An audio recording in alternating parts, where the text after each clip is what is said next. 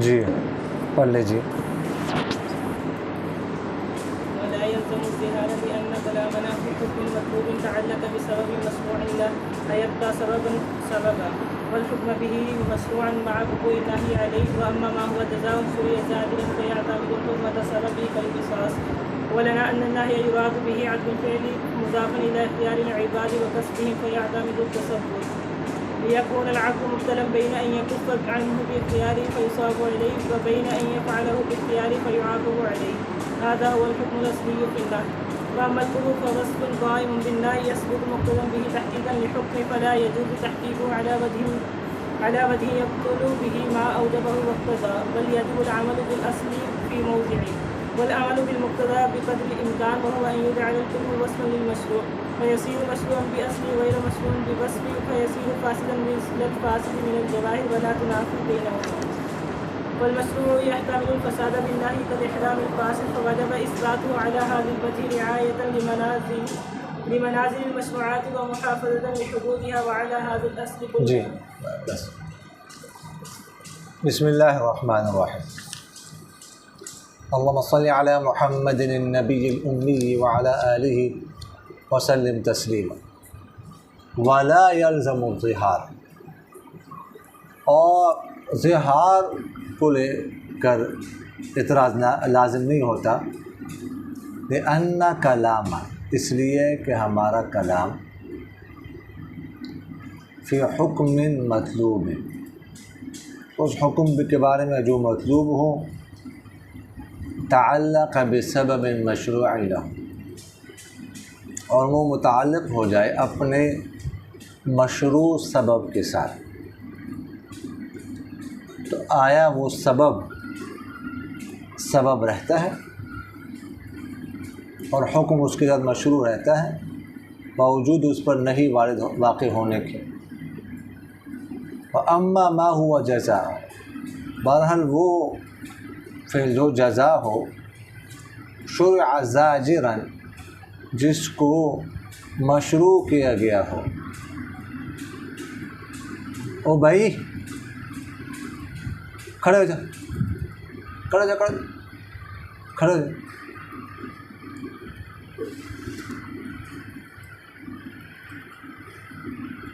ڈانٹ ڈپٹ کے لیے تو فیعتمد، بس وہ اعتماد کرے گا، تقاضا کرے اپنے سبب کے حرمت کا، جیسے قصاص.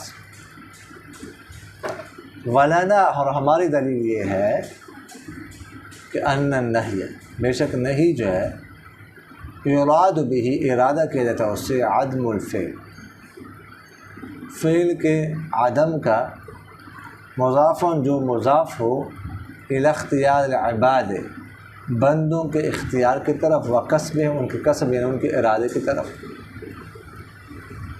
فیعتمد التصور، بس وہ تقاضا کرے گا اس کے متصور الوجود ہونے کا. لیکون العبد، تاکہ ہو جائے بندہ مبتلا، آزمائش پہ، بین ان یکف عنہ، درمیان اس کے کہ بعض آ جائے اس سے، بچے اس سے بے اختیار یا اپنے اختیار سے، فیصاب علیہ، بس اس پر ثواب ملے. اور بین یفعل، بدائے سے کہ وہ کرے بے اختیار یا اپنے اختیار سے، فیعاقب علیہ، اس کو اس پر سزا ملے. ھذا هو الحکم الاصلی فی النہی، یہ نہی میں اصلی حکم ہے. فاما القبح، قبح جو ہے، فوصف قائم بالنہی، ایک وصف ہے جو نہی کے ساتھ قائم ہوتا ہے. یثبت مقتضن بھی، ثابت ہوتا ہے اس کے تقاضا، نہی کے تقاضے کے طور پر، تحقیقاً لحکمہ، اس کے حکم کو ثابت کرنے کے لیے. فلا يجوز، بس جائز نہیں ہے، تحقیق ہو، اس کو ثابت کرنا علی وجہ، ایسے طریقے پر، یبطل بہ، کہ باطل ہو جائے اس کے ساتھ، ما وہ چیز اوجبہ واقتضا، جس نے اس کو واجب کیا، اس کا تقاضا کیا.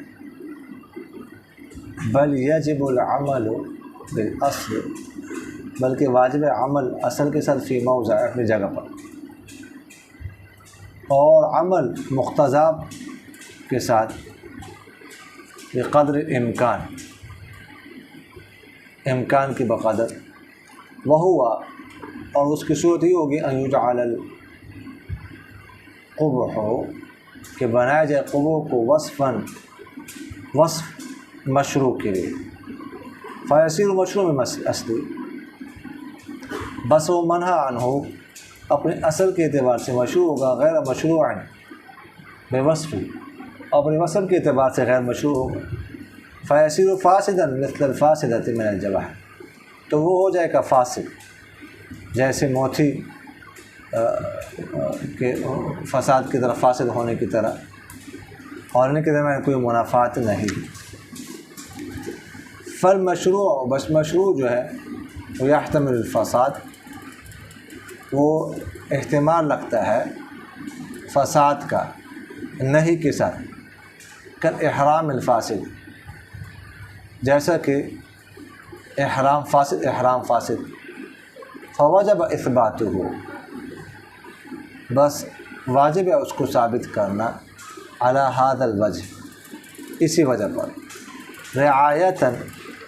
رعایت کرتے ہوئے لمنازل المشروعات مشروعات کی منزلوں کی، ومحافظۃ لحدودها اور اس کی حدود کی حفاظت کرتے ہوئے۔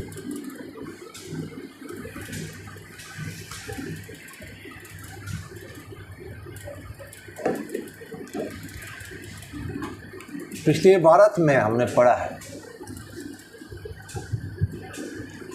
کہ امام شافعی رحمہ اللہ فرماتے ہیں کہ نہیں چاہے تو افعال حسیہ سے وارد ہو جائے یا افعال شرعیہ سے، لیکن وہ واقع ہوگی کس پر؟ قبیل عینہ پر۔ اور یہ فرماتے ہیں اور ہم فرق کرتے ہیں، افعال حسیہ سے نہیں وارد ہو جائے تو واقع ہوگی کس پر؟ ہمارے ہاں قبیل عینہ پر، اور اگر افعال شرعیہ سے نہیں وارد ہوتے تو کس پر واقع ہوگی؟ قبیل غیرہ پر، قبیل غیرہ وصفاً پر۔ تو اب یہاں پر امام شافعی رحمہ اللہ پر ایک اعتراض واقع ہوتا ہے، مصنف رحمہ اللہ ان کی طرف سے وکیل بن کر اس اعتراض کا جواب دیتے ہیں۔ اعتراض کیا ہے؟ اعتراض یہ ہے کہ دیکھیے گا آپ نے کہا کہ فعل نہیں سے فعل شرعی سے نہیں وارد ہو جائے تو وہ قبیل عینہ پر واقع ہو، اور قبیل عینہ ہی وہ ہوتا ہے جو بالکل باطل ہو،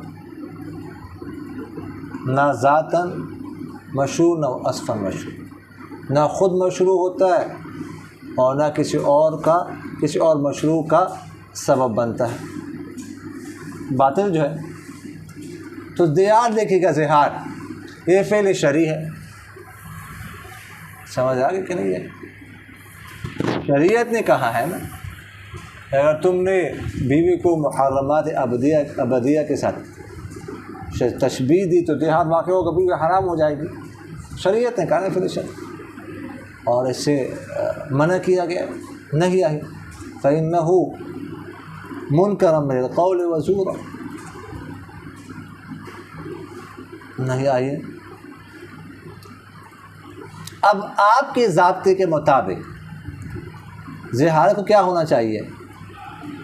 قبیل عینہ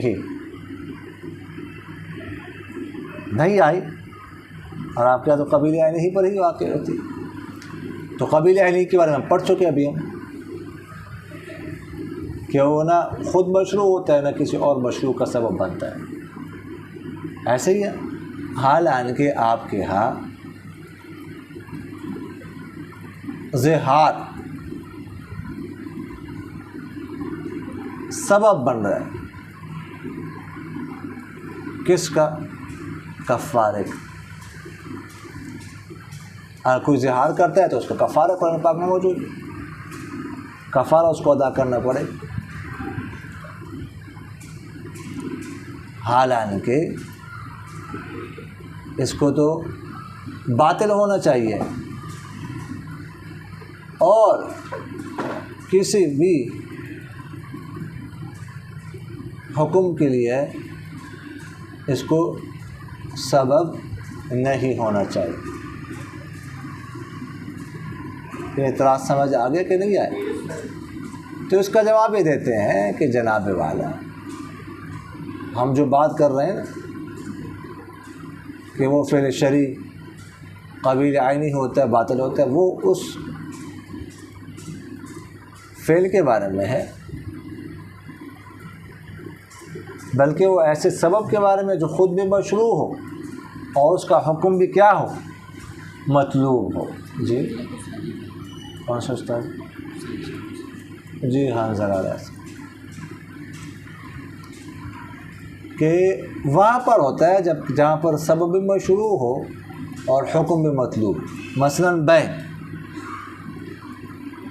بیع کا حکم کیا ہے؟ ملکیت، وہ حکم مطلوب، بیع سے ملکیت ہی مطلوب ہوتی ہے، اور ملکیت کا سبب کیا ہے؟ بیع ہے، بیع مشروع ہے، اس کا حکم مطلوب ہے۔ تو وہاں پر اگر نہیں وارد ہوگی تو ہم اس کو قبیل عینی ہی پر محمول کریں گے۔ لہذا امام شافعی رحمہ اللہ کہا بیع بوقت النداء، یعنی جمعہ کی اذان کے بعد بیع کرنا، ان کے یہاں وہ بیع باطل ہے، حتیٰ کہ قبضہ کرنے سے بھی وہ بیع صحیح نہیں ہوتی۔ سمجھ آ رہی کہ نہیں آ رہی؟ اور جہاں تک تعلق ہے زہار کا، تو اس کے بارے میں فرماتے ہیں کہ زہار جو ہے نا، زہار نہ تو خود مشروع ہے اور نہ ہی اس کا جو حکم ہے کفارہ وہ مطلوب ہے، اس لیے زہار کو لے کر اعتراض نہ کیا جائے۔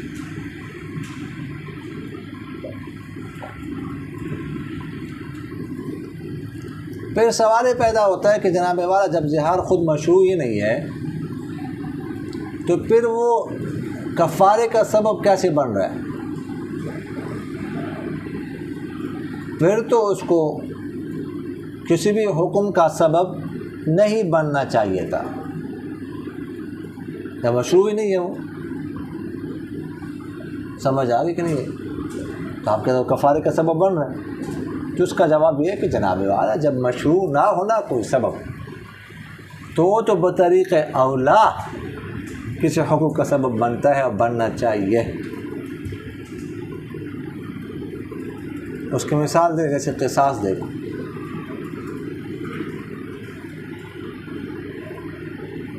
قصاص کا سبب کیا ہے؟ عمدن کسی کو قتل کر۔ سمجھ آگے کہ نہیں آئی؟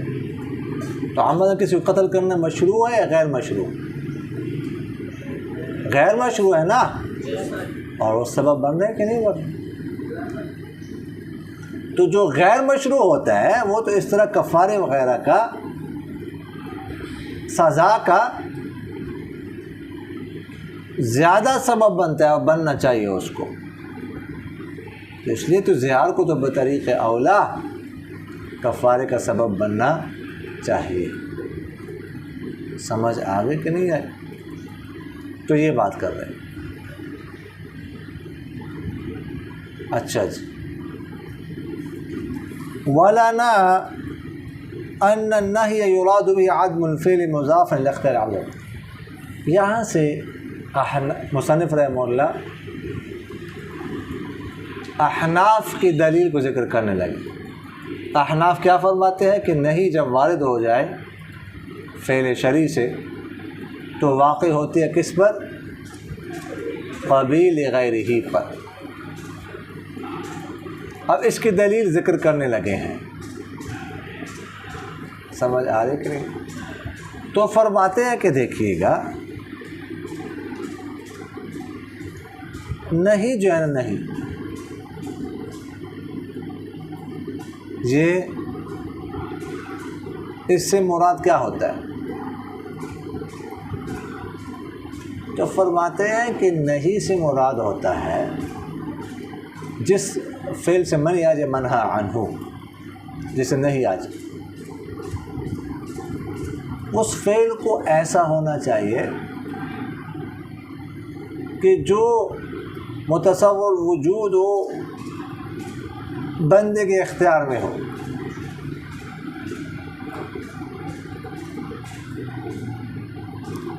بندے کے اختیار میں ہو کہ اگر بندہ بچے تو بھی اپنے اختیار سے بچے، اسے ثواب ملے، اور اگر بندہ وہ کام کر گزرے تو بھی اپنے اختیار سے اور اس کو سزا ملے۔ اگر فعل ایسا ہو کہ جو بندے کے اختیار میں ہی نہ ہو،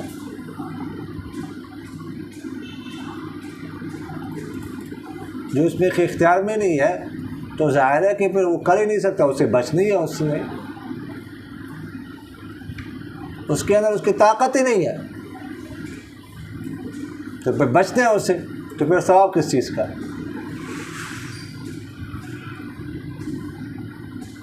سمجھ آ گئی کہ نہیں آئی؟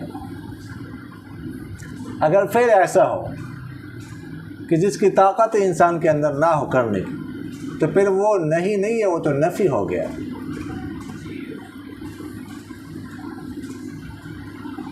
سمجھ آ گئی کہ نہیں ہے؟ تو اس لیے ہم کہتے ہیں کہ پھر شرع سے اگر نہیں وارد ہو جائے تو اس کو قبیل غیرہ ہی پہ شمار کریں گے، قبیل غیرہ ہی وصفاً، کہ جو ذاتاً مشروع وصفاً غیر مشروع، تاکہ بندے کے اختیار میں وہ ہو، کرنا ہے تو بھی اپنے اختیار سے، بچنا ہے تو بھی اپنے اختیار سے۔ اگر وہ ہے ہی باطل، اس کا مطلب ہے کہ پھر تو اس کے اختیار میں نہیں۔ تو اس لیے نہیں کو نہیں رہنے دینا چاہیے، نہیں کو نفی نہیں بنانا چاہیے۔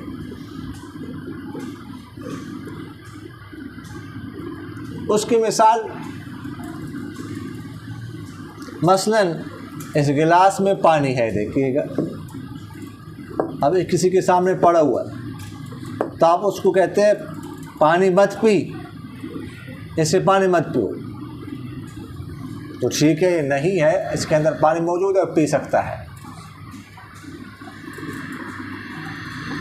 اگر اس کے اندر پانی نہ ہو، گلاس خالی ہو، آپ اس سے کہو پانی مت پیو، تو پی نہیں سکتا، اس کے اندر تو طاقت ہی نہیں ہے، پانی نہیں ہے، تو پھر یہ نہیں ہوگی، یہ نفی ہوگی۔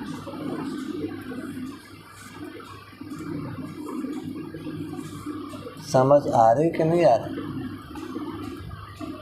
ایک شخص ہے نابینا، اس کو کچھ نظر نہیں آتا،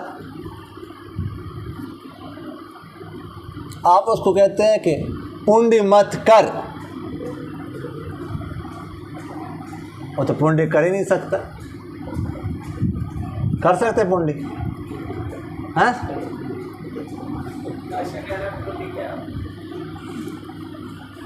اس کو نہیں پتا، وہ کاشا کو پونڈی کا نہیں پتا جی، ہاں، پونڈی مطلب بد نظری مت کر،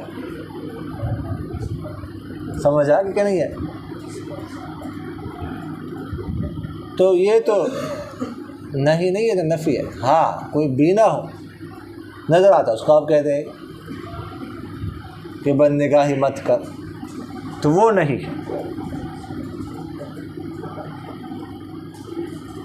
سمجھ آ رہی کہ نہیں آ رہی؟ تو اس لیے فرماتے ہیں کہ یہ قبیل غیر ہی پر شرعی سے نہیں وارد ہوئی تو قبیل غیری پر واقع ہوگی، تاکہ وہ منہا عنہ کا وجود متصور ہو، ممکن ہو، اختیار میں۔ سمجھ آئے کہ نہیں آئے؟ آگے فرماتے فَأَمَّا الْقُبْحُ فَوَصْفٌ قَائِمٌ بِالنَّهْيِ،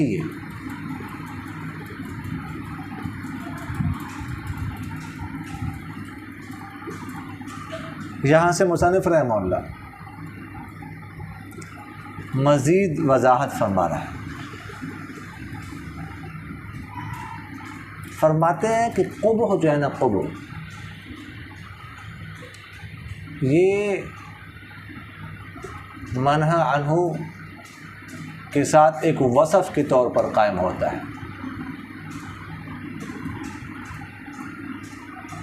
نہیں تقاضا کرتی ہے کہ منہا عنہ میں قبح ہو، کہ وہ قبیح ہو، اس لیے کہ اللہ تعالیٰ کی ذات کیا ہے؟ حکیم، اور حکیم ذات جس چیز سے روکتی ہے تو اس کا مطلب کیا ہوتا ہے؟ جس سے نہیں کرتے اس کا مطلب کیا ہوتا ہے؟ اس میں قبح ہوتا ہے۔ تو نہیں تقاضا کرتی ہے قبح کا، تو نہیں کیا ہے؟ مقتضی، اور قبح کیا ہے؟ مقتضا۔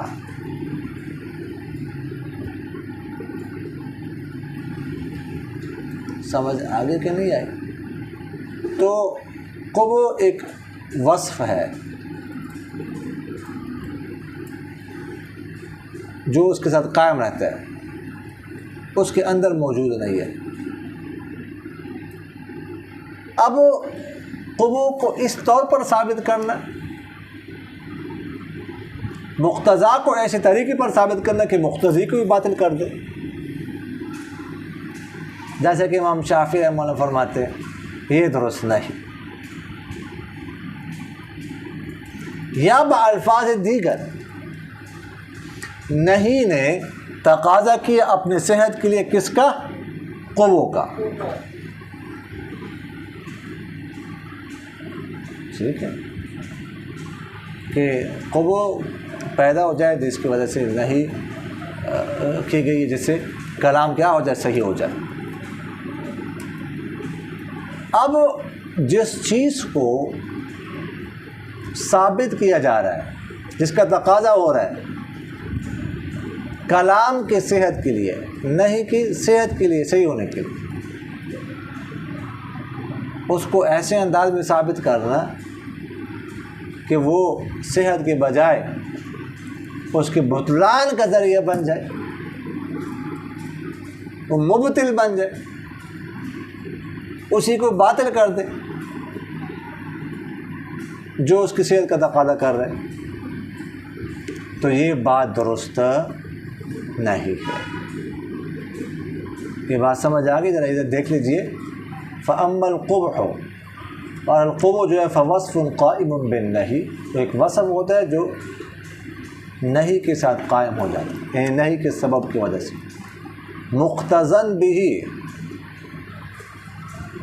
اس کے لیے مقتضا ہوتا ہے، یعنی نہیں اس کا تقاضا کر رہی ہے، تحقیقاً لحکم، نہیں کے حکم کو ثابت کرنے کے لیے۔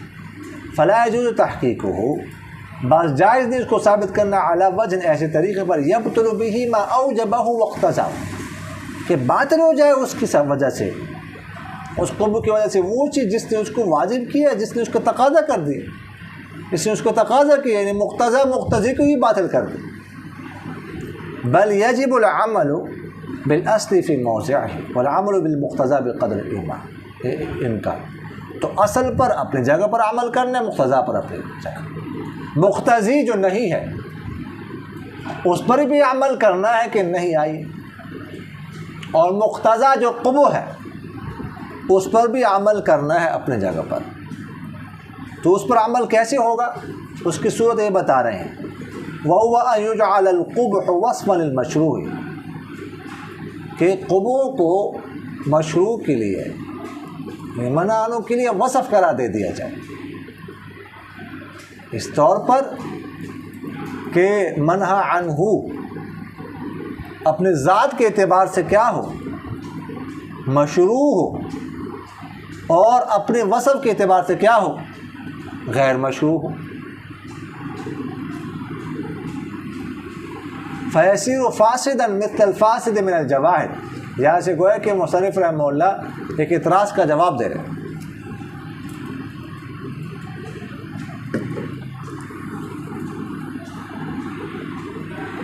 آپ نے فرمایا، معترض کہتا ہے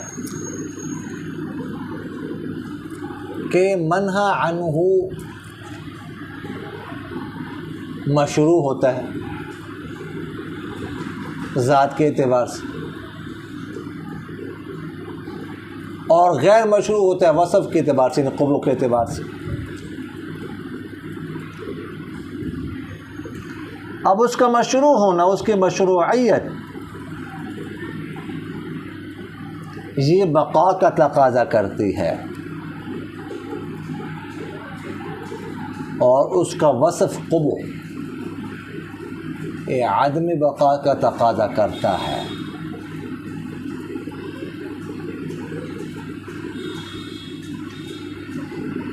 سمجھ آگے کہ نہیں؟ مشروعیت بھی ہو اس میں اور قبو بھی ہو، تو یہ تو اجتماعی متنافیین ہے۔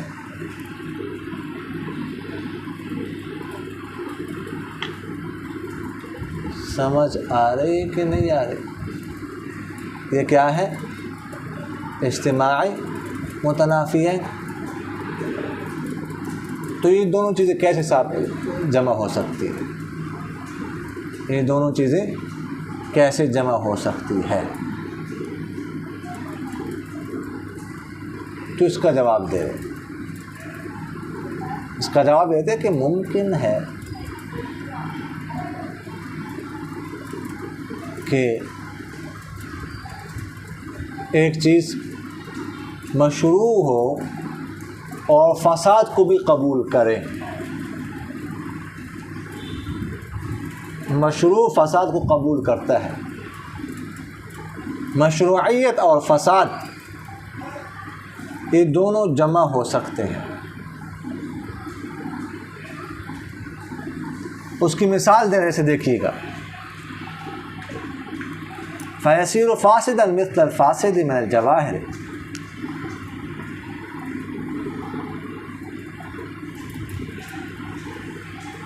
جیسے کہ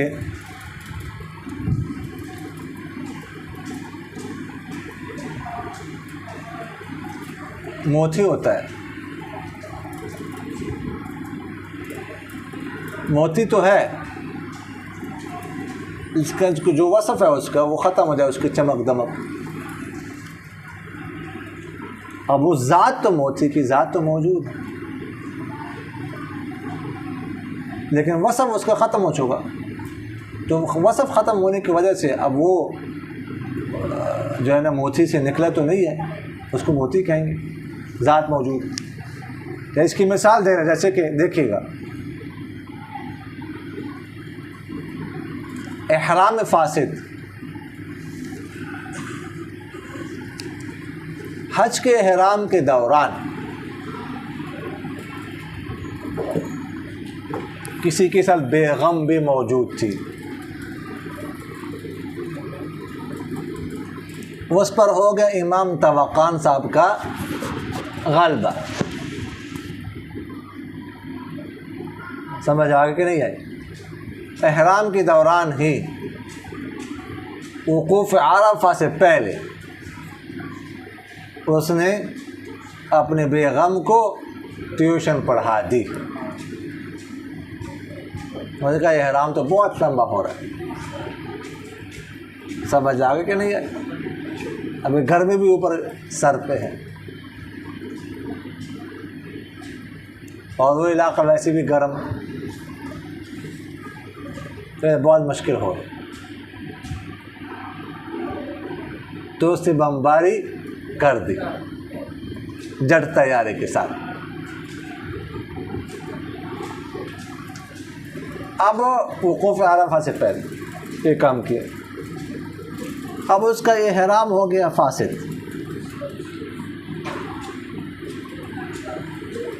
سمجھ آگے کہ نہیں آئی؟ اور اگلے سال اس کی قضا بھی کرے گا، لیکن ساتھ ساتھ اس کے لیے یہ حکم ہے کہ وہ جو بقیہ ارکان بقیہ افعال ہے وہ بھی کرے گا، وہ یہ چھوڑ نہیں سکتا، سمجھ آگے کہ نہیں آئی؟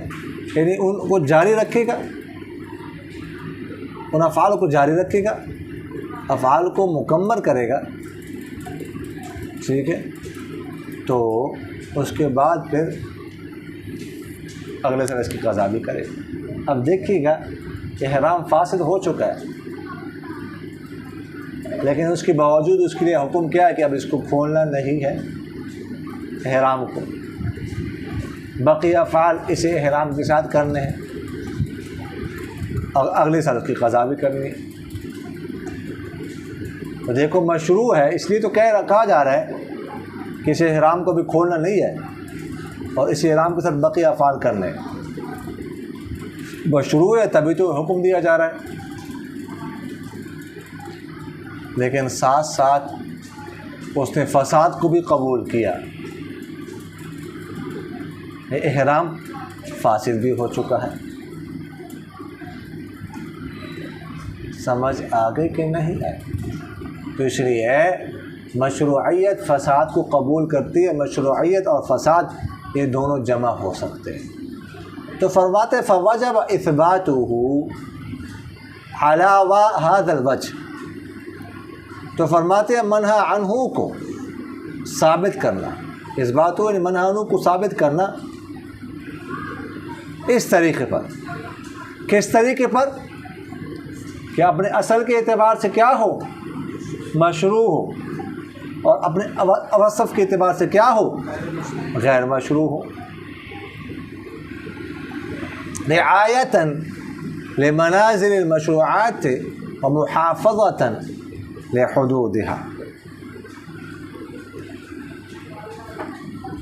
کہ مشروعات کی منازل کی رعایت کرتے ہوئے اور اس کے حدود کی حفاظت کرتے ہوئے۔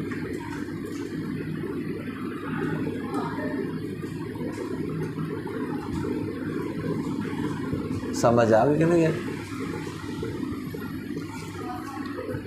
مشروعات کی منازل کی رعایت کرتے ہوئے، اس کا مطلب ہے کہ اصل کو اپنی جگہ پر اتارا جائے،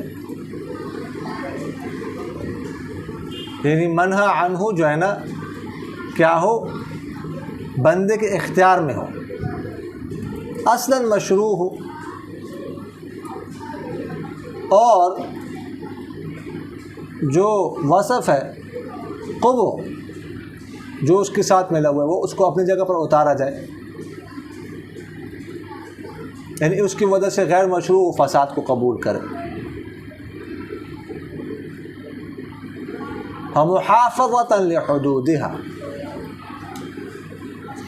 اور مشروعات کے حدود کو حفاظت کرتے ہو، کہ نہیں کو نہیں رہنے دیا جائے، نہیں کو نفی نہ بنایا جائے، نہیں رہے، نہیں نفی نہ بنے۔